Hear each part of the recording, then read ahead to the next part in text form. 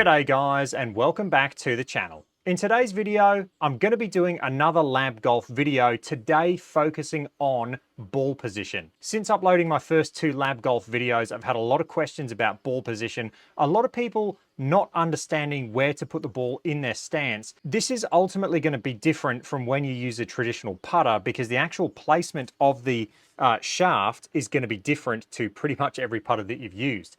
A lot of conventional putters have the actual shaft in line with the face, or if you've got a traditional plumber's neck, the shaft is actually forward of the face.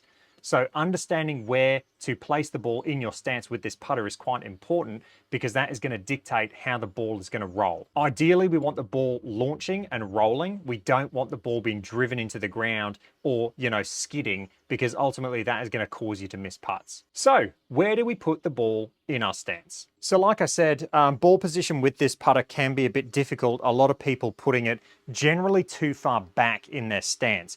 With the Lab Golf putter, you actually want the ball forward of center. So a good rule of thumb with this putter is the actual tip of the shaft. If you have that close to the middle of your stance, if not forward, then that's going to be better. So straight from Sam Hahn, who's the CEO of Lab Golf, he says you can't really put this too far forward in your stance. And I kind of agree with that statement, but I kind of don't. And the reason I don't agree with that statement is if you get this ball too far forward in your stance, it's actually going to affect how your shoulders sit in relation, to alignment. So the further forward you go, you've just got to be aware. You just got to keep an eye on your shoulder line because your shoulders can start to creep left, and you'll get your shoulders aiming left, which is going to cause pulls on a lot of things. So you've got to be wary of your shoulder alignment. So what I recommend doing first up is getting a putting mirror. So if you get a putting mirror, put it down on the ground so you can see your shoulder alignment, and then start working on actual ball position.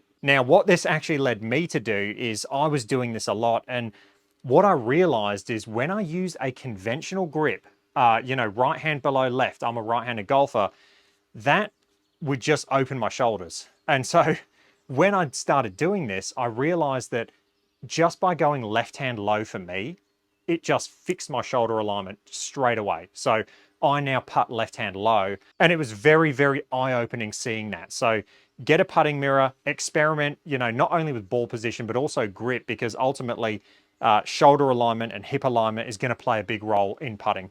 It is definitely going to affect your path. Okay, so setting up to the ball, you'll notice that when I set up to the ball, I actually play it quite forward in my stance. The ball is almost, just inside my left, almost where, a 3-wood would probably be if you think about like a, full golf shot.